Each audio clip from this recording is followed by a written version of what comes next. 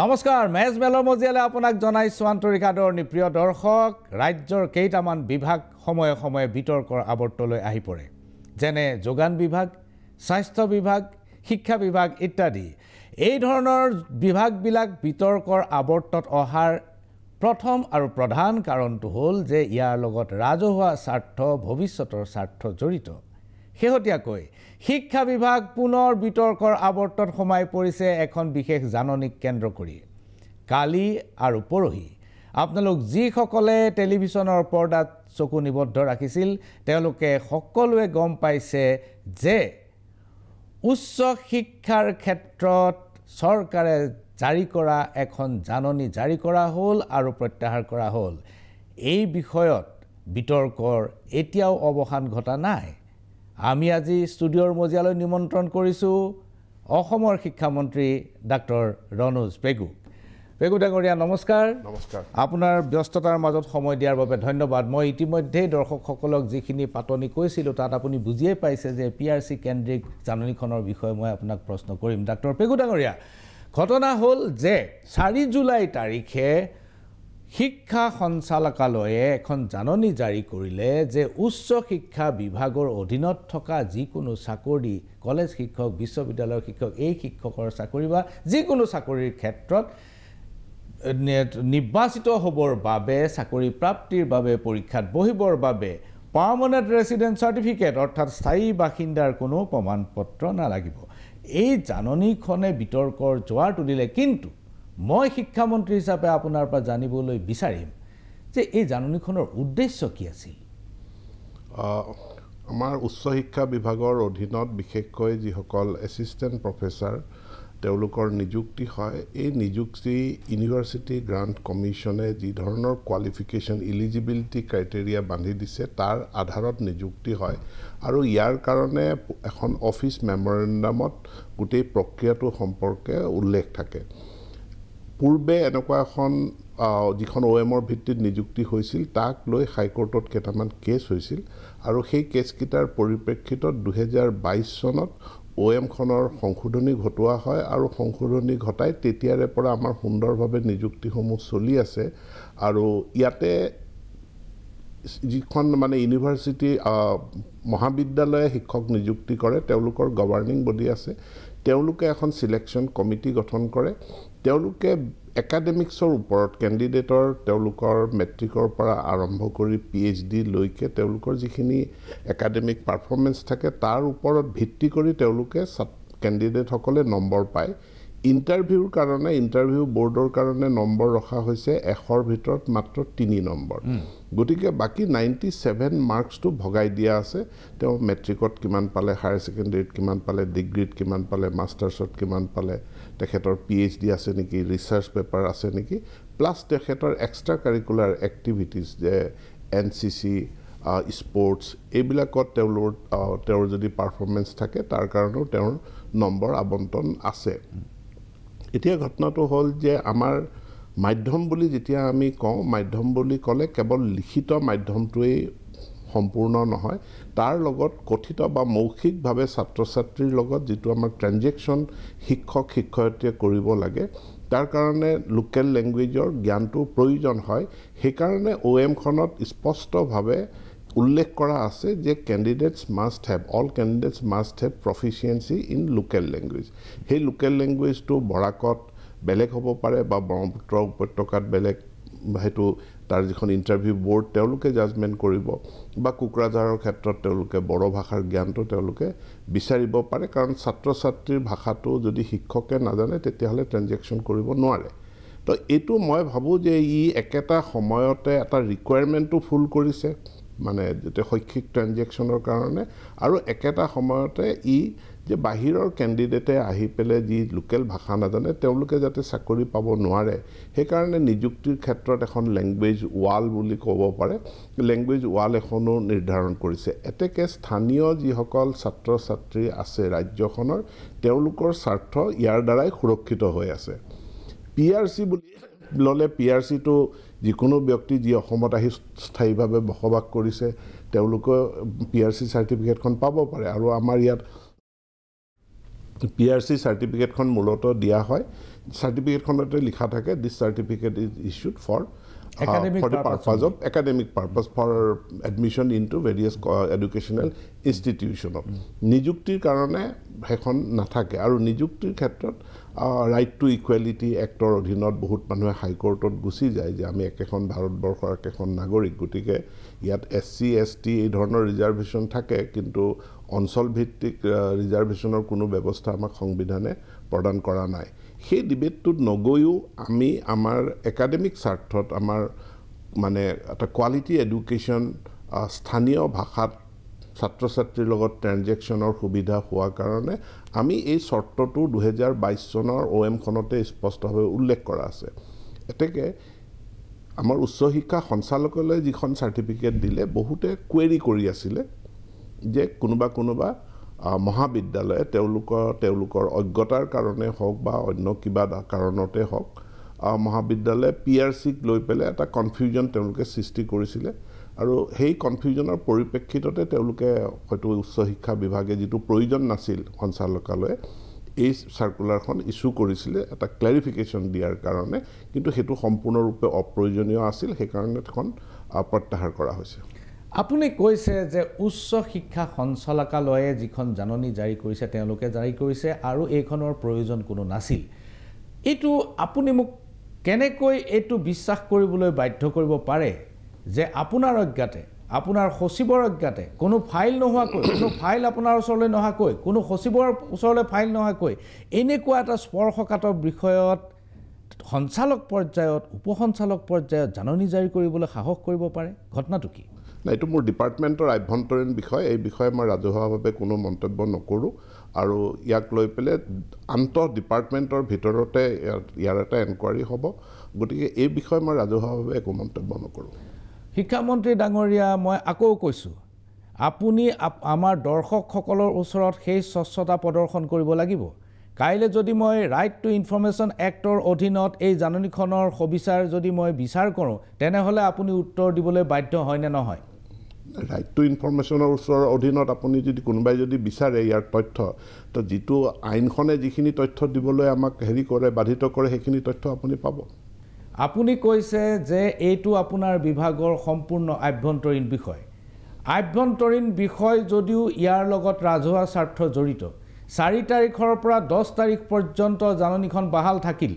এতিয়া কথাটো হ'ল যদি সংবাদ মাধ্যমে এই বিষয়টো ৰাজহুৱা নকৰিলেহেঁতেন তেনেহ'লে এইটো চিৰকালৰ বাবে এইখন তেনেকৈ থাকি গ'লহেঁতেন এই অদৰকাৰী জাননীখন এই কালক্ৰমত সাংঘাতিক ধৰণৰ দৰকাৰী জাননীত পৰিণত হ'লহেঁতেন এনেকুৱা অৱস্থাত আপুনি আভ্যন্তৰীণ বিষয় বুলি ৰাজহুৱা নকৰাৰ কাৰণটো কি মই ভাবোঁ যে এইটো যেতিয়া নিযুক্তি প্ৰক্ৰিয়া হ'ব নিযুক্তি প্ৰক্ৰিয়াখন অফিচ মেমৰেণ্ডামখনৰ ভিত্তিত হ'ব হি কোনো ডিপাৰ্টমেণ্টৰ চিঠিৰ ওপৰত ভিত্তি কৰি কোনো নিযুক্তি নহয় আৰু চিঠি এখন দিছিল চিঠিখন প্ৰত্যাহাৰ কৰা হ'ল OM-খন বাহাল আছে OM-খনক লৈ কোনো বিতৰ্ক নাই চিঠিখন প্ৰত্যাহাৰ কৰা হ'ল বিষয়টো তাতেই সামৰণি পৰা নাই কাৰণ কথাটো হ'ল যে যদি বিষয়টো ৰাজহুৱা নহ'লহেঁতেন এই চিঠিখন এই নটিছখন বাহাল থাকিলহেঁতেন ই দেশৰ সুৰক্ষাৰ লগত জড়িত বিষয় নহয় ই কোনো গোপন তথ্য নহয় তেনেহ'লে আপুনি আজি পৰ্যন্ত সেই বিষয়াসকলক কামৰ পৰা আঁতৰ কৰি তেওঁলোকক কিয় এতিয়ালৈকে নিলম্বন কৰা নাই যি আপোনাৰ অজ্ঞাতে এনে এখন জাননী জাৰি কৰিবলৈ সাহস কৰিব পাৰিলে সেৱা বিধিৰ ডিচিপ্লিন আইনৰ অধীনত গতিকে সেৱা বিধি অনুযায়ী ডিপাৰ্টমেণ্টে যি কৰিব লাগে কৰিব যিখিনি লৈকে ৰাজহুৱা স্বাৰ্থ জড়িত আছে মই পুনৰবাৰ নিশ্চিত কৰিব বিচাৰোঁ যে আমাৰ মহাবিদ্যালয়ত শিক্ষক নিযুক্তিৰ ক্ষেত্ৰত আমাৰ এখন অফিচ মেমৰেণ্ডাম আছে আৰু অফিচ মেমৰেণ্ডামখন মই ৰাজহুৱাকৈ মই ছ'চিয়েল মাধ্যমত প্ৰকাশো কৰি দিছোঁ অফিচ মেমৰেণ্ডামৰ ওপৰত যদি কাৰোবাৰ কোনো মন্তব্য বক্তব্য আছে সেইখিনি আমি কৰিম এই অফিচ মেমৰেণ্ডামক লৈ কোনেও কোনো প্ৰশ্ন উত্থাপন কৰা নাই বা ই কোনো বিতৰ্কৰ আওতাত ই অহা নাই উপৰঞ্চি এখন চিঠি সঞ্চালকে দিছিলে চিঠিখন প্ৰত্যাহাৰ কৰা হৈছে ইমানেই এই মুহূৰ্তত মই আপোনাক জনাইছোঁ কিন্তু যিজন সঞ্চালকে আপোনাৰ এনেকুৱা এটা মাৰাত্মক স্পৰ্শকাতৰ বিষয়ত জাননী জাৰি কৰিবলৈ সাহস কৰিব পাৰিলে তেওঁৰ ওপৰত কিয় এতিয়ালৈকে ব্যৱস্থা হোৱা নাই 48 ঘণ্টাৰো বেছি সময় পাৰ হৈ গ'ল এইটো বিভাগৰ আভ্যন্তৰীণ বিভাগে এটা এনকুৱাৰী অৰ্ডাৰ কৰিছে এনকুৱাৰীটো হ'ব হোৱাৰ পাছত বিভাগে ইয়াক চাব কিন্তু ৰাজহুৱা স্বাৰ্থ এতিয়া ক'তো কোনো ধৰণে বিঘ্নিত হোৱা নাই মই অসমৰ শিক্ষিত যুৱ সমাজক সুধী সমাজক মহাবিদ্যালয় বিশ্ববিদ্যালয় সকলো কৰ্তৃপক্ষক জনাব বিচাৰোঁ যে 2022 চনত জাৰি কৰা অফিচ মেমৰেণ্ডামখন বাহাল আছে তেওঁলোকে শিক্ষক বাছনিৰ প্ৰক্ৰিয়া এতিয়ালৈকে প্ৰায় 2000 শিক্ষক 2000তকৈ অধিক শিক্ষক নিযুক্তি হৈ গৈছে এইখন OM-ৰ ওপৰত বেছ কৰিয়ে হৈছে আৰু এই নিযুক্তি প্ৰক্ৰিয়াক লৈ পেলাই ক'তো কোনো ধৰণৰ প্ৰশ্ন উত্থাপন হোৱা নাই এতিয়াও কিছুমান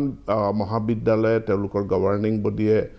সিলেকশ্যন প্ৰক্ৰিয়া অব্যাহত ৰাখিছে তাতো ক'তো কোনো বিসংগতি হোৱা নাই বা কোনো অসুবিধা হোৱা নাই গতিকে OM এখন আছে OM ইজ ইন ফ'ৰ্চ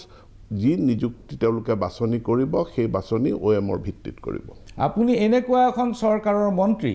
যিখন চৰকাৰৰ মুখ্যমন্ত্ৰীৰ পৰা মন্ত্ৰীসকলে ৰাস্তাই পদূলিয়ে য'তে ত'তে মুখৰ কথাত মানুহক নিলম্বন কৰে ইমান এটা স্পৰ্শকাতৰ বিষয়ত এনেকুৱা এখন জাননী জাৰি কৰিলে য'ত ৰাজ্যজুৰি প্ৰতিক্ৰিয়াৰ সৃষ্টি হ'ল য'ত উচ্চ শিক্ষাৰ দৰে এটা বিষয় জড়িত আছে তেনেকুৱা অৱস্থাত বিষয়াসকলক আজিলৈকে একো ব্যৱস্থা নোলোৱাৰ মই অকল নিলম্বন মানে নিলম্বন সাসপেনশন ইজ নট এ পানিশমেণ্ট কিন্তু তদন্তৰ স্বাৰ্থত তেওঁলোকক কিয় কামৰ পৰা আঁতৰাই ৰখা নহ'ব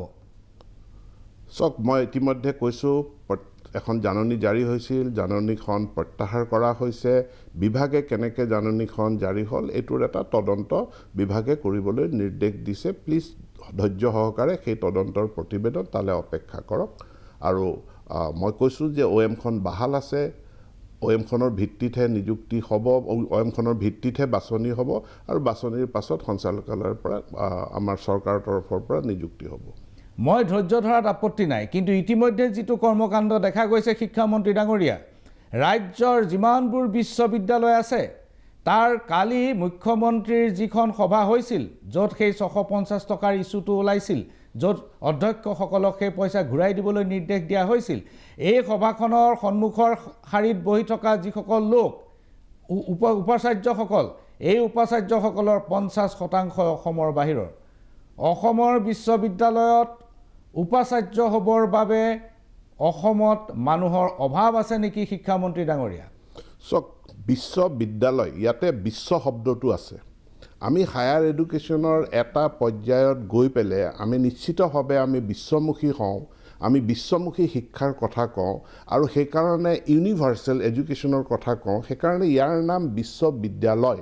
গতিকে মই ভাবোঁ যে বিশ্ববিদ্যালয় এখন আজি অসমৰ বহুত মানুহ তেওঁলোকে দেশে বিদেশে তেওঁলোক গৈ তাত শিক্ষকতা কৰি আছে বা ভাৰতবৰ্ষৰ বিভিন্ন ৰাজ্যত আছে গতিকে এনেকুৱা হোৱা নাই কেইজনমান আমাৰ অসমৰ বাহিৰৰ পৰা আছে কিন্তু অসমৰো বহু সংখ্যক লোক অসমতে অসমৰ বিশ্ববিদ্যালয়ৰ তেওঁলোক উপাচাৰ্য হৈ আছে গতিকে আমি LP স্কুল ME স্কুল হাই স্কুল মহাবিদ্যালয় এটা পৰ্যায়লৈকে আমি আছোঁ কিন্তু তাৰ পাছততো আমিতো বিশ্ববিদ্যালয় হ'ব লাগিব বিশ্ববিদ্যালয় হ'লে আজি আমি অসমে বাহিৰৰ ছাত্ৰ ছাত্ৰীক ইয়ালৈ আকৰ্ষিত কৰিব পাৰিব লাগিব ইতিমধ্যে আহিছে আমাৰ বহুত কেৱল ভাৰতবৰ্ষৰ বিভিন্ন প্ৰান্তৰ নহয় আজি ভাৰতবৰ্ষৰ বাহিৰৰ ছাত্ৰ ছাত্ৰীও আহি আমাৰ ইয়াত অধ্যয়ন কৰিছে আমাৰ ল'ৰা ছোৱালীও গৈ পেলাই তেওঁলোকে ভাৰতবৰ্ষৰ বিভিন্ন ৰাজ্যত তেওঁলোকে শিক্ষা গ্ৰহণ কৰিছে গতিকে কোৱালিটি এডুকেশ্যনটোৰ ওপৰত গুৰুত্ব দিব লাগে আৰু মই ভাবোঁ যে আমাৰ বিশ্ববিদ্যালয়সমূহ সেই পৰ্যায়লৈ তেওঁলোকে উন্নীত হ'ব লাগিব তেওঁলোকে ভাৰতবৰ্ষৰ বিভিন্ন প্ৰান্তৰ পৰা আৰু আনকি পৃথিৱীৰ বিভিন্ন প্ৰান্তৰ পৰা ছাত্ৰ ছাত্ৰীক আকৰ্ষিত কৰিব পাৰিব লাগিব ই সঁচা অৰ্থত বিশ্ববিদ্যালয় হ'ব লাগিব ধন্যবাদ ডক্টৰ পেগু ডাঙৰীয়া এইখিনিতে লৈছোঁ ক্ষণিক সময়ৰ বাণিজ্যিক বিৰতি চাই থাকক মেজমেল বিৰতিৰ পাছত পুনৰ ঘূৰি আহিছোঁ মেজমেলৰ মজিয়ালৈ আৰু মেজমেলত আজি উপস্থিত অসমৰ সন্মানীয় শিক্ষামন্ত্ৰী ডক্টৰ ৰণোজ পেগু ডক্টৰ পেগু ডাঙৰীয়া আপুনি বিৰতিৰ আগতে আমি সোধা প্ৰশ্নৰ উত্তৰত কৈছিলে যে PRC প্ৰসংগৰ যিখন জাননী ইতিমধ্যে প্ৰত্যাহাৰ কৰা হৈছে সেইখন জাননী সম্পৰ্কত বিভাগীয় তদন্ত চলি আছে ডক্টৰ পেগু ডাঙৰীয়া মই নিশ্চিত যে দৰ্শকসকল আশ্বস্ত নহ'ব আপোনাৰ এই উত্তৰত দৰ্শকসকল আশ্বস্ত নহ'ব সন্মানীয় শিক্ষামন্ত্ৰীৰ পৰা দৰ্শকসকলে বিচাৰিছে যে কিয় এই ঘটনাটো ঘটিবলৈ পালে আৰু কেনেকৈ পালে মই কেৱল সমন্বয়হীনতা বুলি কৈ মই সাৰিব খোজা নাই বা বিষয়টো সামৰিব খোজা নাই ই সমন্বয়হীনতা নিশ্চয় নহয় ইয়াৰ নেপথ্যত নিশ্চয় কিবা এটা এজেণ্ডা আছে যিটো এজেণ্ডা আপুনি আমাৰ সন্মুখত এতিয়াও স্পষ্ট কৰা নাই ডক্টৰ পেগু? প্ৰথম কথা হ'ল মোৰ যিখিনি ক'ব লগা আছিল সেই কথাখিনি মই ক'লোঁ। মোক বাৰম্বাৰ প্ৰশ্ন কৰিলেও মই একেটা উত্তৰেই দিম। মই এটা শব্দত কৈছোঁ যে এই জাননীখনৰ প্ৰয়োজনীয়তা নাছিল, কাৰণ OM এখন আছে। OMখনৰ ভিত্তিত সুন্দৰভাৱে বাছনি হৈ আছে, নিযুক্তিও হৈ আছে। গতিকে অপ্ৰয়োজনীয়ভাৱে জাননীখন সঞ্চালকালয়ে দিলে, ইয়াক প্ৰত্যাহাৰ কৰা হ'ল। কেনেকৈ কি পৰিস্থিতিত জাননীখন ইছ্যু হৈছিলে সেইটো বিভাগে তদন্ত কৰিব। এইকেইটা কথাই মই এই ক্ষেত্ৰত ক'ম। ইয়াতকৈ অধিকো মই নকওঁ, ইয়াতকৈ কমো মই নকওঁ। ডক্টৰ পেগু ডাঙৰীয়া, আপুনি কৈছে যে বিশ্ববিদ্যালয় ইয়াৰ এটা ইউনিভাৰ্চিটি, বিশ্বজনীন এটা সত্তা থাকে বা ধাৰণা থাকে, আৰু সেইকাৰণেই পৃথিৱীৰ যিকোনো অংশৰ মানুহ ইয়াত অংশগ্ৰহণ কৰিব পাৰে, ইয়াত চাকৰি কৰিব পাৰে, কোনো সন্দেহ নাই। গুৱাহাটী বিশ্ববিদ্যালয়ত অধ্যাপক ভেংকটা ৰাওৰ দৰে অধ্যাপকে যি বৃহৎ বৰঙণি আগবঢ়াই গৈছে, যি ঐতিহাসিক বৰঙণি আগবঢ়াই গৈছে, বিশ্ববিদ্যালয়ৰ প্ৰতিজন ছাত্ৰ, প্ৰাক্তন ছাত্ৰ সকলোৱে আজিও সেই কথা শ্ৰদ্ধা সহকাৰে স্মৰণ কৰে। ডক্টৰ MS প্ৰভাকৰক আপুনি চিনি পাইছিলে, তেনেকৈ বহু মানুহ আছে যাৰ নাম এতিয়া ক'লে বহুত দীঘলীয়া হৈ যাব, যি গুৱাহাটী বিশ্ববিদ্যালয়ত বহুত ঐতিহাসিক বৰঙণি আগবঢ়াই গৈছে। কিন্তু মনত ৰাখিব যে অধ্যাপক যি পণ্ডিত প্ৰবৰ কৃষ্ণকান্ত সন্দিকৈ আছিল এইখন বিশ্ববিদ্যালয়ৰ প্ৰথমজন উপাচাৰ্য। আৰু ডক্টৰ পেগু ডাঙৰীয়া, মই এই কথাটো অন্ততঃ মানি ল'বলৈ টান পাইছোঁ যে ভাৰতবৰ্ষৰ বাহিৰৰ পৰা মানুহ আহি ভাইচ চেঞ্চেলাৰ হ'লেই বিশ্বজনীনতাৰ মূৰ্ত প্ৰকাশ কৰিব। ভাৰতবৰ্ষৰ পৰা বাহিৰৰ মানুহ আহি পেলাই ইয়াত আহি পেলাই আমাৰ বিশ্ববিদ্যালয়ৰ ভিচি হোৱা নাই। চাওক, 50% বিশ্ববিদ্যালয়ৰ মানুহ অসমৰ এতিয়া বাহিৰৰ পৰা আহিছে। 50% নহয়, কেনেকৈ? ডিব্ৰুগড় ইউনিভাৰ্চিটি অসমৰে হয়, মাজুলী ইউনিভাৰ্চিটি অসমৰে হয়, মাধৱদেৱ ইউনিভাৰ্চিটি অসমৰে হয়, গুৱাহাটী ইউনিভাৰ্চিটি আজিৰ তাৰিখলৈকে অসমৰে হয়, আছাম উইমেন ইউনিভাৰ্চিটি অসমৰে হয়। তো 50% কেনেকৈ হ'ল? Bhattadev university, Kumar Bhaskar Barma university, Krishnakanta Sandikai university, এইবিলাকত মানুহ সোমাইছে। আপুনি দুখন ইউনিভাৰ্চিটিৰ নাম, দুখন নহয়, মই লিষ্ট দিব পাৰোঁ, তালিকা দিব পাৰোঁ। কালি মই নিজে দেখিছোঁ যে সন্মুখত বহি আছে যিসকল, তেওঁলোকৰ 50% অসমৰ বাহিৰৰ। 50%টো সত্য, মই ডিফাই কৰিছোঁ, 50%টো শুদ্ধ নহয়। এই মুহূৰ্তত আপুনি ক'লে কুমাৰ ভাস্কৰ বৰ্মা ইউনিভাৰ্চিটি, তাৰপাছত আপুনি ক'লে মই আৰু এখন তাতে যোগ কৰি দিব বিচাৰোঁ, সেইখন হ'ল কি কয় আমাৰ সতীসাধনী বিশ্ববিদ্যালয়। কিন্তু সেইজন ব্যক্তি তেজপুৰ ইউনিভাৰ্চিটিৰে প্ৰবক্তা। এতিয়া তেজপুৰ ইউনিভাৰ্চিটিত তেওঁ ইমান দিন সেৱা আগবঢ়োৱাৰ পাছত তেওঁ তেজপুৰ ইউনিভাৰ্চিটিৰ প্ৰবক্তা হিচাপেই তেওঁ এপ্লাই কৰিছিলে, তেওঁ হৈছে। তেওঁক এতিয়া আমি অসমৰ বুলি ধৰিম নে বাহিৰৰ বুলি ধৰিম? ডক্টৰ পেগু ডাঙৰীয়া, দিল্লী বিশ্ববিদ্যালয়ৰ ঘটনা আপুনি জানে। 250 জনৰো অধিক অধ্যাপকক, অস্থায়ীভাৱে কৰ্মৰত অধ্যাপক, যিসকলৰ 17, 18, 20 বছৰ পৰ্যন্ত কাম কৰাৰ অভিজ্ঞতা আছিল, তাৰ ভিতৰত আমাৰ অসমৰ অধ্যাপকো বহুত আছিল। তেওঁলোকক যোৱা বছৰৰ আগৰ বছৰ চাকৰিৰ পৰা, ক'ভিডৰ পিছতেই চাকৰিৰ পৰা সম্পূৰ্ণ অব্যাহতি দিয়া হৈছিল। আৰু ইয়াৰ পিছত স্থায়ীভাৱে যিসকলক মকৰল কৰা হ'ল, তাৰ 90%ৰো বেছি RSS বেকগ্ৰাউণ্ডৰ মানুহ তাত সোমাই পৰিল। মই যদি ভাবোঁ, মই যদি আশংকা কৰোঁ যে স্থায়ী বাসিন্দাৰ প্ৰমাণপত্ৰ নালাগে, এই জাননীখনৰ নেপথ্যত আপোনালোকে এনে কিছুমান মানুহ কলেজ বিশ্ববিদ্যালয়ত সোমাই দিয়াৰ এটা পৰিকল্পনা কৰিছিল। সম্পূৰ্ণৰূপে ভিত্তিহীন, কাৰণ OMখনত আমি কোনো হাতে দিয়া নাই, OMখন কোনো চেঞ্জ কৰা হোৱা নাই, আৰু OMখন আমাৰ কাৰণে এটা সুৰক্ষা কৱচ। আৰু সেই বহুত কথা ভাবি চিন্তিয়েই এই OMখনত সেই বাক্যটো অন্তৰ্ভুক্ত কৰা হৈছে। গতিকে আমাৰ অসমৰ লোকৰ কাৰণে এই OMখন এটা সুৰক্ষা কৱচ। ইয়াতে এখন লেংগুৱেজ ৱাল আছে, সেই লেংগুৱেজ ৱালখন পাৰ হৈ পেলাই কোনো তেওঁলোকে চাকৰি লাভ কৰিব নোৱাৰে। আৰু যিটো কথা কৈছে যে মতাদৰ্শ, মানুহৰ মতাদৰ্শ চাই পেলাই ইণ্টাৰভিউ লৈ বাহিৰৰ পৰা মুখখন চাই পেলাই সেইটো কৰিব পৰা নাযায়, সেইটো কৰাও হোৱা নাই বা সেইটো কৰা নহয়ও। ইয়াৰ পূৰ্বে হৈছে ডিব্ৰুগড় বিশ্ববিদ্যালয়ত এজন উপাচাৰ্যক নিযুক্তি দিয়া হ'ল। তদানীন্তন ৰাজ্যপালে প্ৰত্যক্ষভাৱে হস্তক্ষেপ কৰি নিযুক্তি দিছিল। তেওঁৰ ৰাষ্ট্ৰীয় স্বয়ংসেৱক সংঘৰ বেকগ্ৰাউণ্ড আছিল, আৰু 10 মাহতে বিয়াগুম কেলেংকাৰী কৰি একেজন ৰাজ্যপালে তেওঁক চাকৰিৰ পৰা বিদায় দিব লগাৰ পৰিস্থিতি হৈছিল আপোনাৰ নিশ্চয় ঘটনাটো মনত আছে গতিকে চাওক ইয়াত আমি বিধিটোৰ ওপৰত ব্যৱস্থাটোৰ ওপৰত প্ৰক্ৰিয়াটোৰ ওপৰত আমি চাব লাগিব গতিকে আজি ভাইচ চেঞ্চেলৰ নিৰ্বাচন কৰাৰ এটা নিৰ্দিষ্ট প্ৰক্ৰিয়া আছে আজি বিধানসভাই এখন বিল পাছ কৰি আমি গভৰ্ণৰক চেঞ্চেলৰ হিচাপে মানে কি কয় মূল আচাৰ্য হিচাপে লৈ পেলাই আমি বিশ্ববিদ্যালয় এখন পৰিচালনা কৰোঁ ভাইচ চেঞ্চেলৰ কেনেধৰণে নিৰ্বাচিত হ'ব তাৰ এটা প্ৰক্ৰিয়া আছে যদি কাৰোবাৰ কিবা ক'ব লগা আছে ক'ৰবাত যদি আমি সংশোধনী বিচাৰিছোঁ প্ৰক্ৰিয়াটোত তাৰ বিধিসন্মতভাৱে সেই সংশোধনী আনিলেই হ'ল আপুনি কৈছে যে সময়ে সময়ে হাইকোৰ্টত এই অফিচ মেমৰেণ্ডামখন লৈ পেলাই চেলেঞ্জ হৈ আছে ডিসপিউট হৈ আছে অসমৰ খিলঞ্জীয়া মানুহে মেধাবী মানুহে মই সকলো যদু ৰাম যদু মধু নহয় অসমৰ খিলঞ্জীয়া মেধাবী শিক্ষাৰ্থীয়ে যাতে কলেজ বিশ্ববিদ্যালয়ত চাকৰি পোৱাটো নিশ্চিত হয় তাৰ বাবে আপোনালোকে অসম বিধানসভাত এখন আইন আনি এই বিষয়টো চিৰস্থায়ী কৰিব নোৱাৰে নেকি নাই এইটোতো এতিয়া সুন্দৰভাৱে চলি আছে চলি থকাৰ ক্ষেত্ৰত আৰু পৃথক আমি কি লাগে আমাক কাৰণ যেহেতু উচ্চ ন্যায়ালয়ত আপোনালোকে কেইবাটাও গোচৰ চলি আছে বুলি কৈছে এখন আইন যদি আপোনাৰ হাতত থাকে তেনেহ'লে আপোনাৰ কাৰণে সুবিধা হয় মই ভাবোঁ চাওক আইনখন হ'ব সংবিধানৰ অধীনত ইয়াতে চেণ্টাৰ ষ্টেট ৰিলেশ্যনৰো কথা আছে এতিয়ালৈকে আমি এখন আইনৰ কথা প্ৰয়োজন অনুভৱ কৰা নাই যিহেতু আমি এখন অফিচ মেমৰেণ্ডামৰ জৰিয়তে যিটো আমাৰ আকাংক্ষিত যিটো লক্ষ্য উদ্দেশ্য সেই কামখিনি যিহেতু আমি এখন অফিচ মেমৰেণ্ডাম বা গাইডলাইনৰ জৰিয়তে যিটো কাম কৰিব পাৰিছোঁ গতিকে তাত আমাৰ আইনৰ প্ৰয়োজনীয়তা আমি উপলব্ধি কৰা নাই শিক্ষা বিভাগৰ জাননীৰ ক্ষেত্ৰত আৰু বহুত খেলি মেলি আছে এইখন জাননী আপুনি পিআৰচি জাননীখন অদৰকাৰী বুলি ক'লে মই মানি ল'লোঁ বাৰু দৰকাৰী অদৰকাৰী সেইটো পিছৰ মই অদৰকাৰী শব্দটো কোৱা নাই ভুল নকৰিব মই অপ্ৰয়োজনীয় বুলি কৈছোঁ অপ্ৰয়োজনীয় আৰু অদৰকাৰী এই দুইটা শব্দৰ অৰ্থৰ পাৰ্থক্য আছে অপ্ৰয়োজনীয় বুলি কৈছে মই মানি লৈছোঁ যে প্ৰয়োজন আৰু দৰকাৰ এই দুটাৰ মাজত পাৰ্থক্যটো মই শিকি ল'ব লাগিব নতুনকৈ মই অদৰকাৰী বুলি ক'লোঁ আপুনি অপ্ৰয়োজনীয় বুলি ক'লে নাই এটা শব্দ যেতিয়া পজিটিভলি কোৱা যায় তাৰ অৰ্থ বেলেগ থাকে নিগেটিভলি ক'লে অৰ্থটো বেলেগ থাকে দৰকাৰ শব্দৰ অৰ্থ বেলেগ অদৰকাৰ শব্দৰ অৰ্থ বেলেগ যেতিয়া প্ৰয়োজন কোৱা যায় তাৰ অৰ্থটো বেলেগ হৈ যায় মই শিকি ল'ম দৰকাৰ আৰু প্ৰয়োজনৰ মাজৰ পাৰ্থক্যটো ডক্টৰ পেগু ডাঙৰীয়া এখন জাননী 2022 চনত আপোনালোকে জাননী জাৰি কৰিছিল যে যিসকলৰ কলেজত এডমিশ্যন বিনামূলীয়া তেওঁলোকৰ পৰা এই 650 টকাটো লোৱা হ'ব লাগে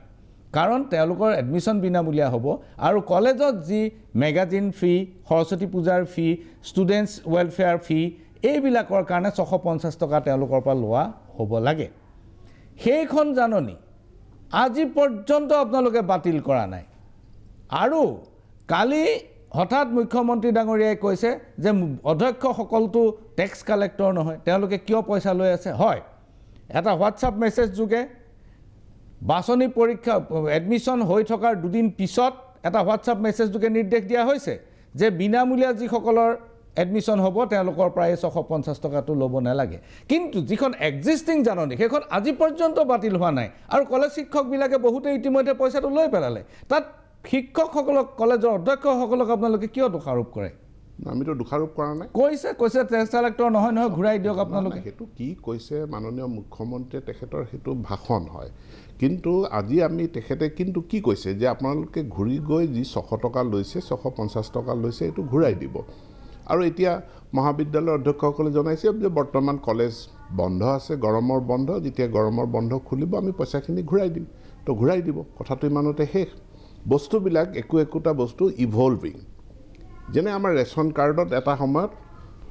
আয়ৰ সীমা আছিলে 1 লাখ আজি আমি তাক বৃদ্ধি কৰিলোঁ 4 লাখ আমি ফ্ৰী এডমিশ্যন বিনামূলীয়া নামভৰ্তিৰ এটা সময়ত সময়সীমা মানে তাৰ ইনকামৰ লেভেলটো ফিক্স কৰা আছিল 2 লাখ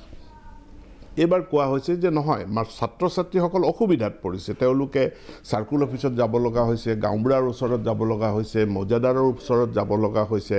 এখন ইনকাম চাৰ্টিফিকেটৰ কাৰণে যেতিয়া ছাত্ৰ ছাত্ৰীসকলৰ এই অসুবিধাখিনি প্ৰত্যক্ষ কৰাৰ পাছত আমি ডিপাৰ্টমেণ্টে সহজ উপায় এটা বিচাৰিছোঁ আৰু সহজ উপায়টো কি বুলি কওঁতে আমি এটা দেখিছোঁ ছাত্ৰ ছাত্ৰীসকল যিহেতু তেওঁলোক BPL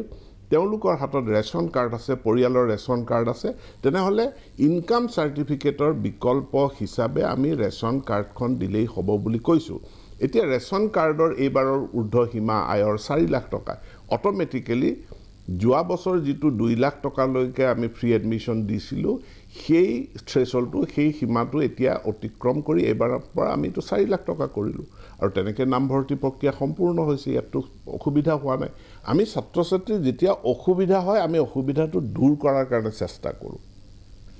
নামভৰ্তিৰ কাৰণে সাৰ্কুল অফিসে ইনকাম সাৰ্টিফিকেট কিয় বিচাৰি ফুৰিব লাগে যাতে ইনকাম সাৰ্টিফিকেট নিবিচৰাকৈ ঘৰৰ ৰেচন কাৰ্ডখন দি যাতে এডমিশ্যন ল'ব পাৰে সেই ব্যৱস্থাটো কৰি দিয়া হৈছে বহুত ধন্যবাদ ডক্টৰ পেগু ডাঙৰীয়া এইখিনিতে লৈছোঁ ক্ষণিক সময়ৰ বিৰতি চাই থাকক মেজমেল বিৰতিৰ পাছত পুনৰ ঘূৰি আহিছোঁ মেজমেলৰ মজিয়ালৈ আৰু মেজমেলত আজি উপস্থিত অসমৰ শিক্ষামন্ত্ৰী সন্মানীয় ডক্টৰ ৰণোজ পেগু ডক্টৰ পেগু ডাঙৰীয়া বিৰতিৰ পূৰ্বে আপুনি কৈছিল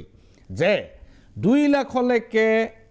সিলিং আছিল 2 লাখলৈকে লিমিট আছিল যে 2 লাখৰ তলৰ যিসকলৰ উপাৰ্জন তেওঁলোকৰ ল'ৰা ছোৱালীয়ে কলেজত বিনামূলীয়া এডমিশ্যন পাব দেখা গ'ল যে ইনকাম বিচাৰি ইনকামৰ সাৰ্টিফিকেট বিচাৰি ঘূৰি ফুৰিব লগা হৈছে আৰু ইতিমধ্যে 4 লাখলৈকে সময় ঊৰ্ধ্ব সীমা মানে নিৰ্ধাৰণ কৰা হৈছে যে যিসকলৰ 4 লাখলৈকে উপাৰ্জন তেওঁলোকৰ ল'ৰা ছোৱালীয়েও স্কুল কলেজত বিনামূলীয়া এডমিশ্যন পাব সহজ উপায়টো হ'ল 4 লাখ ইনকামৰ প্ৰদৰ্শনৰ সহজ উপায়টো হ'ল ৰেচন কাৰ্ডখন ৰেচন কাৰ্ড যাৰ হাতত থাকিব সিয়েই বিনামূলীয়া এডমিশ্যন পাব কিন্তু ডক্টৰ পেগু ডাঙৰীয়া মই অসমৰ ইমূৰৰ পৰা সিমূৰলৈ বহুত ঠাইৰ পৰা ফোন যোগে এই অভিযোগ পাইছোঁ যে 4 লাখলৈকে উপাৰ্জনৰ সীমা নিৰ্ধাৰণ কৰা পৰিয়ালসকলৰ হাতত এতিয়া ৰেচন কাৰ্ড নাই নতুনকৈ ৰেচন কাৰ্ড ইছ্যু কৰা হোৱা নাই এতিয়া এই যিসকলৰ হাতত ৰেচন কাৰ্ড নাই আপোনালোকে ক'লে যে 4 লাখলৈকে আপোনালোকে পাই যাব আৰু আপোনালোকৰ হাতত যদি ৰেচন কাৰ্ড আছে তেতিয়াহ'লে আপোনালোকে এডমিশ্যন পাই যাব কিন্তু মোৰ ঊৰ্ধ্ব সীমা 4 লাখ কিন্তু মোক ৰেচন কাৰ্ড এতিয়াও দিয়া হোৱা নাই মোৰ ল'ৰা ছোৱালীৰ কি হ'ব ডক্টৰ পেগু ডাঙৰীয়া এনেকুৱা সংখ্যা খুবেই কম আৰু এতিয়া আমি প্ৰায় 42 লাখ অতিক্ৰম কৰিলোঁ পৰিয়ালৰ ক্ষেত্ৰত ৰেচন কাৰ্ড দিয়াৰ ক্ষেত্ৰত কিন্তু কোনো ব্যক্তিয়ে যদি ৰেচন কাৰ্ডখন দিব নোৱাৰাৰ কাৰণে তেওঁ সম্পূৰ্ণ মাচুল দি নামভৰ্তি কৰিব লগা হৈছে এতিয়াও এডমিশ্যনৰ পাছতো তেখেতৰ তথ্য প্ৰমাণখিনি দিলে ৰেচন কাৰ্ডখন দেখুৱালে বা তাৰ বিকল্প ইনকাম সাৰ্টিফিকেটখন দিলে তেখেতৰ পইচা এতিয়াও ঘূৰাই দিয়া হ'ব এইটো খুব ডাঙৰ ঘোষণা শিক্ষামন্ত্ৰী ডাঙৰীয়াই কৈছে মোৰ অভিযোগ আছিলে যে 4 লাখ টকালৈকে উপাৰ্জন থকা ব্যক্তিয়ে বহুতে ৰেচন কাৰ্ড পোৱা নাই যাৰ কাৰণে বিনামূলীয়া এডমিশ্যন হোৱা নাই ডক্টৰ পেগু ডাঙৰীয়াই কৈছে যে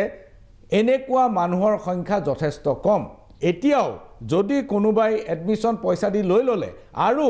তেওঁলোকে যদি দেখুৱাব পাৰে যে তেওঁলোকৰ ইনকাম 4 লাখৰ তলত আৰু ৰেচন কাৰ্ড পোৱা নাই তেওঁলোকৰ পইচা ঘূৰাই দিয়া হ'ব ডক্টৰ পেগু ডাঙৰীয়া মই এবাৰ আহিব খুজিছোঁ শিক্ষাৰ্থীৰ প্ৰসংগলৈ শিক্ষাৰ্থী আপুনি কৈছে যে 68,000 শিক্ষাৰ্থীৰ কোনো ৰেকৰ্ড শিক্ষা বিভাগে পোৱা নাই তেওঁলোকে ক'তো উপস্থিত থকাৰ কোনো প্ৰমাণ এতিয়ালৈকে দিব পৰা নাই আৰু শিক্ষা সেতু এপত তেওঁলোকৰ উপস্থিতিৰ কোনো প্ৰমাণ পোৱা নাই এই ঘটনাটো অকমান আমাক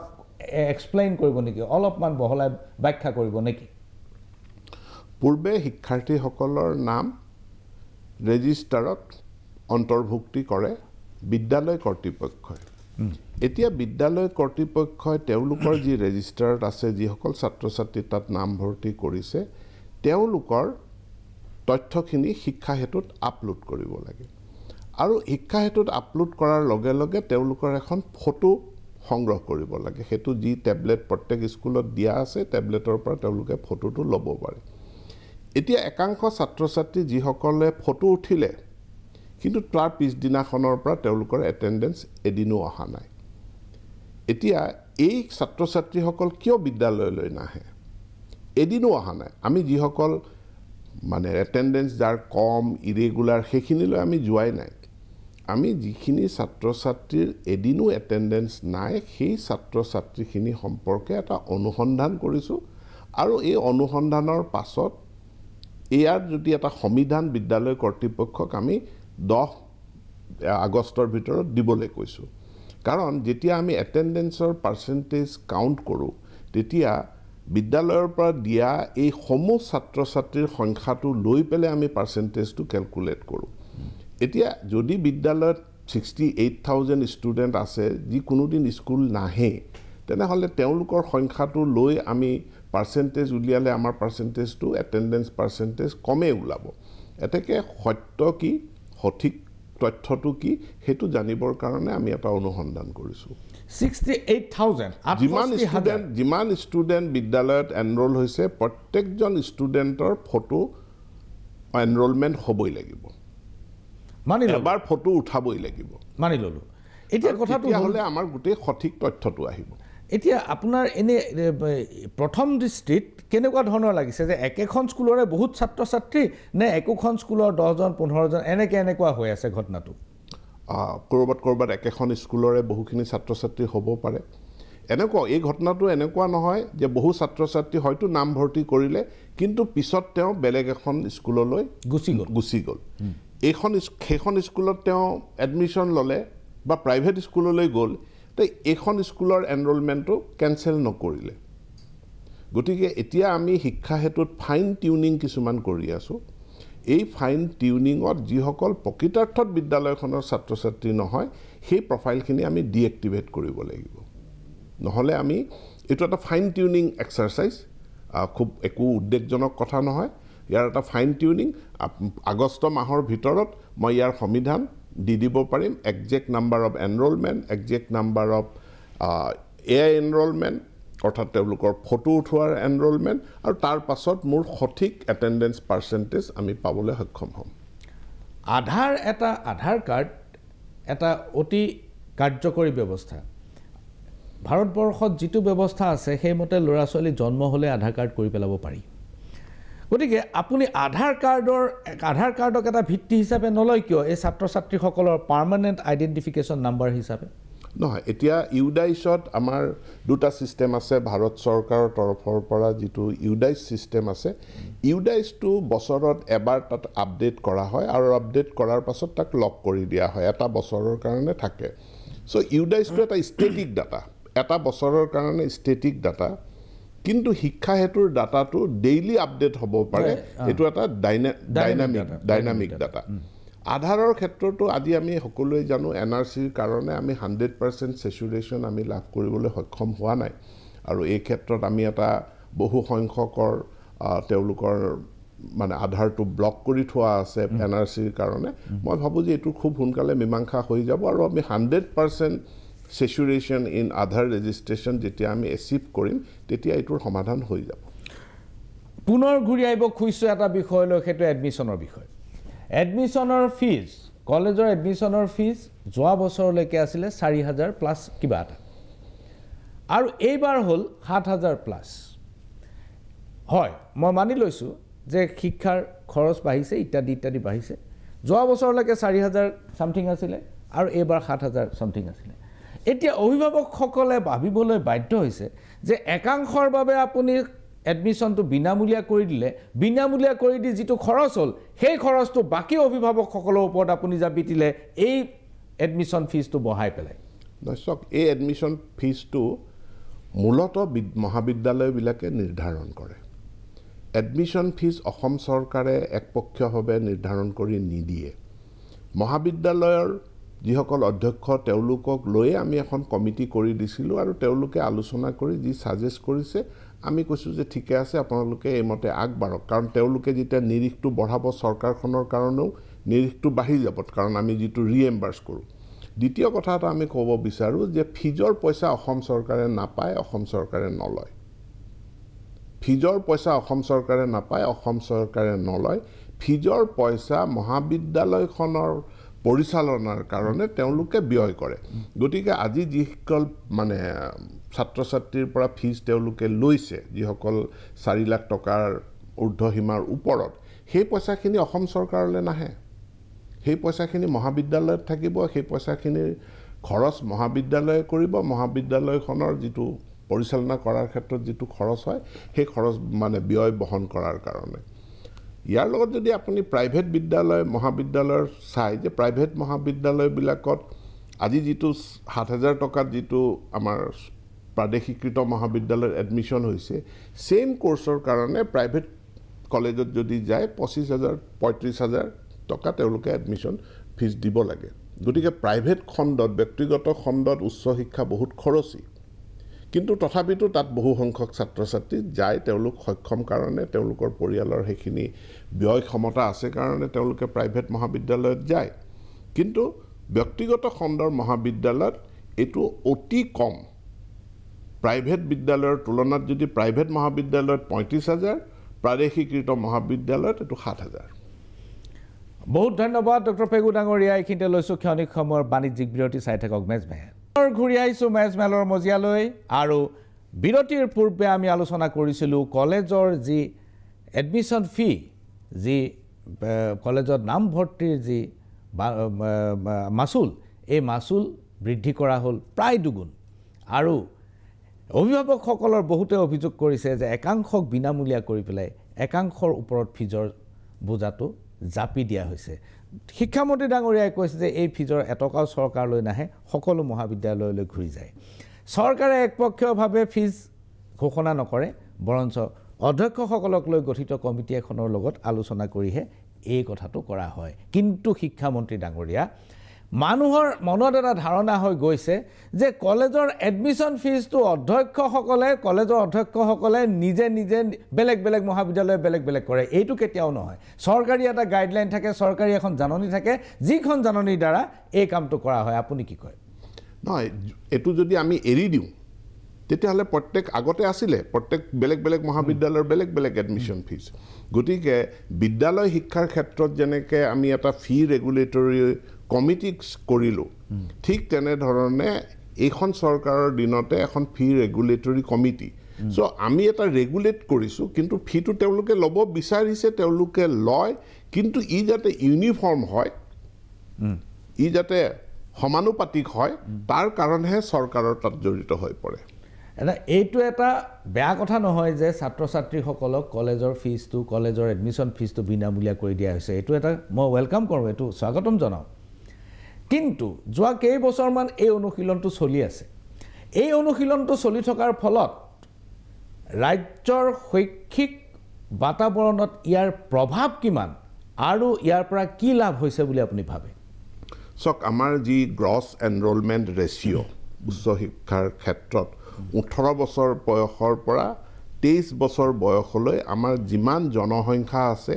সেই জনসংখ্যাৰ কিমান শতাংশই উচ্চ শিক্ষাত অধ্যয়ন কৰি আছে এইটো সৰ্বভাৰতীয় জিইআৰতকৈ আমাৰ জিইআৰটো বহুত কম আছিল আৰু ইয়াক এই গ্ৰছ এনৰলমেণ্টটো যাতে আমি বঢ়াব পৰা যায় তাৰ কাৰণে এই বিনামূলীয়া আমি বিভিন্ন আঁচনিবিলাক গ্ৰহণ কৰিছোঁ আৰু তাৰ ফলাফল আমি পাইছোঁ যোৱা এটা বছৰতে যদি চাওঁ আমাৰ উচ্চ শিক্ষাত প্ৰায় 1.5 লাখ ছাত্ৰ ছাত্ৰী বৃদ্ধি পাইছে দ্বিতীয় কথাটো হ'ল অতিৰিক্ত তেওঁলোক ছাত্ৰ ছাত্ৰীৰ সংখ্যা বৃদ্ধি পাইছে গতিকে জিইআৰ এইবাৰ আমাৰ ইম্প্ৰুভ কৰিব দ্বিতীয় কথাটো হ'ল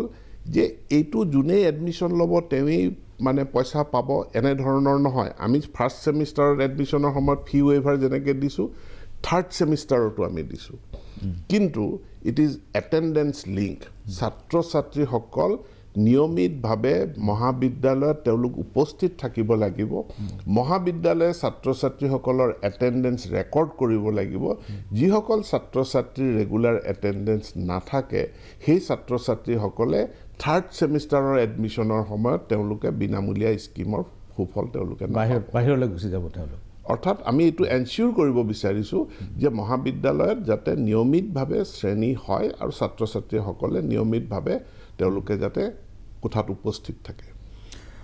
শৈক্ষিক পৰিৱেশ আৰু ছাত্ৰ শিক্ষকৰ সম্পৰ্ক প্ৰসংগত এতিয়া নতুনকৈ চিন্তা আৰম্ভ হৈছে বিশেষকৈ এটা ঘটনাৰ পিছত শিৱসাগৰত এটা বেচৰকাৰী শিক্ষানুষ্ঠানৰ এজন ছাত্ৰই প্ৰধান শিক্ষকজনক হত্যা কৰিলে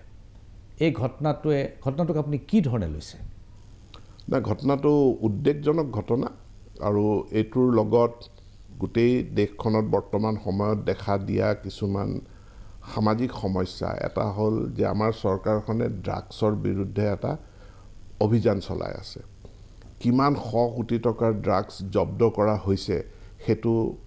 আমি সকলোৱে দেখিছোঁ বিশেষকৈ মাননীয় মুখ্যমন্ত্ৰী ডক্টৰ হিমন্ত বিশ্ব শৰ্মাৰ নেতৃত্বত ড্ৰাগছ বিৰোধী এটা অভিযান চলি আছে আৰু এইটো চলি থাকিব সো যুৱ প্ৰজন্ম ড্ৰাগছৰ দ্বাৰা আক্ৰান্ত হৈছে ইয়াৰোপৰি অন্যান্য বিভিন্ন তেওঁলোক যুৱ উচ্ছৃংখলতা এটা সৃষ্টি হৈছে গতিকে এই যুৱ উচ্ছৃংখলতা যিটো আমাক আজি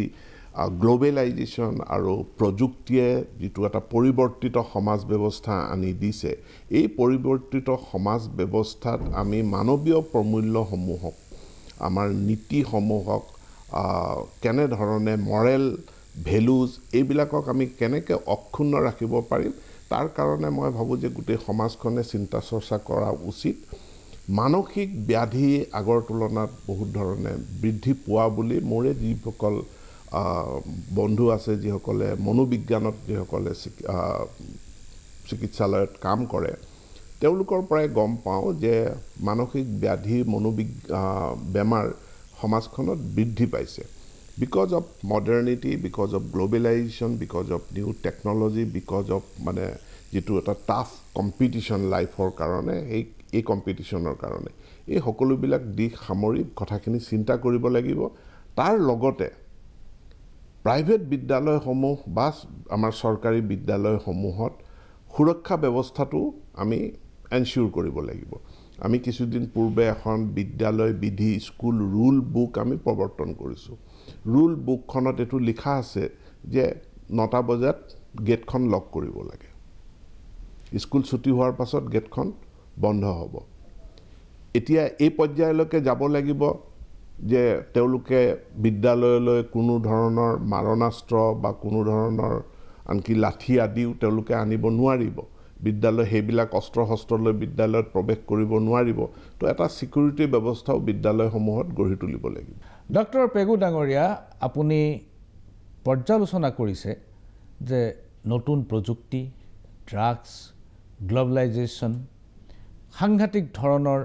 প্ৰতিযোগিতা এইবিলাকে কিছুমান নতুন ধৰণৰ মানসিকতাৰ সৃষ্টি কৰিছে আৰু ছাত্ৰ ছাত্ৰী বহুতেই মানৱীয় প্ৰমূল্য হেৰুৱাই পেলাইছে ড্ৰাগছ ইয়াৰ অন্যতম কাৰণ ত্ৰিপুৰা আমাৰ কাষৰীয়া ৰাজ্য উত্তৰ পূবৰ ৰাজ্য 8 মাহৰ হিচাপ ওলাইছে 8 মাহত 800ৰো বেছি মানুহ ড্ৰাগ এডিক্ট ওলাইছে ল'ৰা ছোৱালী সব ছাত্ৰ ছাত্ৰী 242 জন HIV আক্ৰান্ত আৰু তাৰে ইতিমধ্যে 43 জনৰ মৃত্যু হৈছে 8 মাহৰ ভিতৰত ত্ৰিপুৰাৰ ডেটা ত্ৰিপুৰাৰ তথ্য অত্যন্ত উদ্বেগজনক মানি লৈছোঁ টেকন'লজি ড্ৰাগছ গ্লোবেলাইজেশ্যন নতুন ধৰণৰ আহা কম্পিটিশ্যন এইবিলাকে নতুন মানসিকতা আৰু মানসিকভাৱে খুব হেঁচা দিছে কিন্তু একে সময়তে ডক্টৰ পেগু ডাঙৰীয়া মানৱীয় প্ৰমূল্য হেৰুৱাই পেলোৱাৰ যিটো অভিযোগ এইটো গুৰুতৰ আপোনালোকে চৰকাৰ চলাইছে আপোনালোকে একোটা ৰাজনৈতিক দলৰ প্ৰতিনিধি আৰু আপোনালোকে একোটা বিশেষ সম্প্ৰদায়ক ঘৃণা কৰিবলৈ নিৰ্বাচনী প্ৰচাৰত আপোনালোকে চলাই বেলেগ বেলেগ সময়ত বিশেষ সম্প্ৰদায়ৰ কিছুমান কামৰ কাৰণে অভিযুক্ত কৰা হয় এই যে বিশেষ সম্প্ৰদায় আৰু এক বিশেষ সম্প্ৰদায় বা আন সম্প্ৰদায়ক ঘৃণা কৰাৰ যিটো বাতাবৰণৰ সৃষ্টি কৰা হৈছে এইটোত মানৱীয় প্ৰমূল্য আপোনালোকে ধ্বংস কৰা নাইনে ডক্টৰ পেগু ডাঙৰীয়া গোটেই মানৱ জাতিৰ ইতিহাসটো হ'ল যে ৰাজনীতিত এই বিতৰ্কখিনি সদায় আছে সদায় থাকিব যেতিয়া এটা সময়ত শ্ৰেণী সংগ্ৰামৰ কথা কোৱা হৈছিল শ্ৰেণী সংগ্ৰামৰ কথা কওঁতে শ্ৰেণী শত্ৰুৰ বিৰুদ্ধেও ঘৃণামূলক বক্তব্য কোনোবাই ৰাখিছিল এতেকে ৰাজনীতিত এটা পক্ষই আনটো পক্ষক পৰাস্ত কৰাৰ কাৰণে তেওঁলোকে ৰাজনৈতিক বক্তব্য ৰাখিব সেই ৰাজনৈতিক বক্তব্যখিনি this is part of our societal debate সমাজ মানে মানুহৰ সমাজ মানে সমাজত সদায় বিতৰ্ক থাকে সদায় তৰ্ক বিতৰ্ক থাকে দুজন মানুহ যেতিয়া লগ হয় তাতেই তেওঁলোকে ৰাজনীতিৰ কথাই পাতে তেওঁলোকে anything relating to governance is politics খোৱা পানী লাগে it is a matter of governance so it is a matter of political matter ভাল এখন স্কুল লাগে it is a matter of governance গতিকে ই এটা ৰাজনৈতিক দাবী মোৰ দৃষ্টিত অৰাজনৈতিক বুলি কোনো কথাই নাথাকে মই সেই থিয়ৰিত বিশ্বাস কৰোঁ যে anything relating to governance is political আৰু পলিটিকেল ডিবেট আছে পলিটিকেল ডিবেট যুগ যুগ ধৰি মানৱ সমাজত চলি আহিছে সি চলি থাকিব কিন্তু ছ'চাইটিখন ডিচিপ্লিন হ'ব লাগিব ছ'চাইটিখন শৃংখলিত হ'ব লাগিব ছ'চাইটিখনে আইন হাতত কোনো ব্যক্তিয়ে আইন হাতত তুলি ল'ব নালাগিব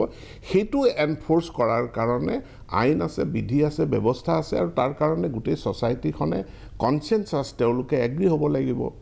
আজি এতিয়া আমাৰ ভাৰতীয় সমাজ ব্যৱস্থা বা অসমৰ সমাজ ব্যৱস্থা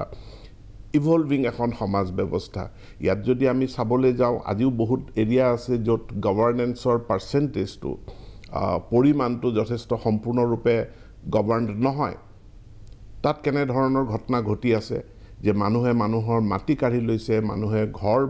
কাৰোবাৰ ভাঙি দিছে যোৱাকালিও মোৰ তাত আহিছে কলগাছিয়াৰ পৰা কেইটামান পৰিয়াল আছিল তেওঁলোকে 1981 চনত 80 চনত তেওঁলোকৰ অসম আন্দোলনৰ সময়ত তেওঁলোকৰ গোটেই গাঁওখন উচ্ছেদ কৰি দিয়া হ'ল এতিয়া তেওঁলোকৰ হাতত মাটিৰ পট্টাকেইখন লৈ ঘূৰি ফুৰিছে মাটিখিনি তেওঁলোকক তেওঁলোকে গৈ পেলাই তাত খেতি কৰিবগৈ নোৱাৰে গতিকে এই সকলোবিলাক কথা ইয়াৰ লগত জড়িত চ' ৰাজনৈতিক বিতৰ্কক ৰাজনৈতিকভাৱে ৰাখিবলৈ দিয়ক আৰু বিদ্যালয় পৰিচালনা কৰা হস্পিটেল পৰিচালনা কৰা সেইবিলাক এজ এ হোল আমি চৰকাৰ এজ এ হোল আমি ছ'চাইটি হিচাপে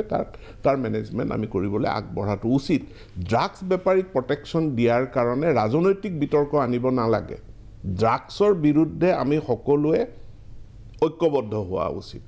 সামাজিক অপৰাধৰ প্ৰটেকশ্যন দিবৰ কাৰণে আমি ৰাজনৈতিক বিতৰ্ক আনিব নালাগে ৰাজনৈতিক কোন দলে কি ক'লে কোন ব্যক্তিয়ে কি ক'লে সেইটোক লৈ পেলাই আমি এজন সামাজিক অপৰাধীক প্ৰটেকশ্যন দিয়াৰ চেষ্টা কৰিব নালাগে আমি এজন ড্ৰাগছ বেপাৰীক প্ৰটেকশ্যন দিয়াৰ চেষ্টা কৰিব নালাগে ড্ৰাগছ বেপাৰীক প্ৰটেকশ্যন দিয়াৰ বাবে চেষ্টা কৰা মানুহ কোন আছে মই নাজানো সমাজৰ ক্ষতি কৰা মানুহক প্ৰটেকশ্যন দিয়াৰ বাবে কোনে কৰি আছে সেইসকলক কোনে প্ৰটেকশ্যন দি আছে মই নাজানো কথাটো হ'ল যে সাম্প্ৰদায়িক বিষবাষ্পই মানৱীয় প্ৰমূল্যৰ ক্ষতি কৰিছে it is a political debate সাম্প্ৰদায়িক ব্যক্তিক সাম্প্ৰদায়িক ৰাজনীতি কৰা ব্যক্তিক পদ্ধতিগতভাৱে শিক্ষানুষ্ঠানত প্ৰৱেশ কৰোৱাৰ সুযোগ দিয়া হৈছে এই ঘটনাবিলাকে আমাৰ ভৱিষ্যতৰ আৰু মানৱীয় প্ৰমূল্যৰ প্ৰতি চেলেঞ্জ আনিছে এই কথাটো ডক্টৰ পেগু ডাঙৰীয়া সমগ্ৰ ভাৰতবৰ্ষত চৰ্চিত একাংশ মানুহে চৰ্চিত হৈছে যিসকলৰ বেক বিহাইণ্ড তেওঁলোকৰ এটা বেলেগ এজেণ্ডা আছে তেওঁলোকৰ যে কোনো এজেণ্ডা নাই এই কথা আপুনি ক'ব নোৱাৰে আজি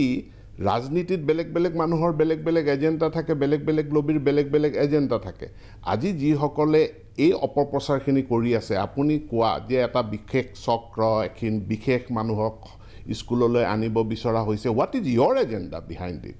আপোনালোকৰ এজেণ্ডা কি ধৰ্ম নিৰপেক্ষতাৰ নামত আপোনালোকৰ এজেণ্ডা কি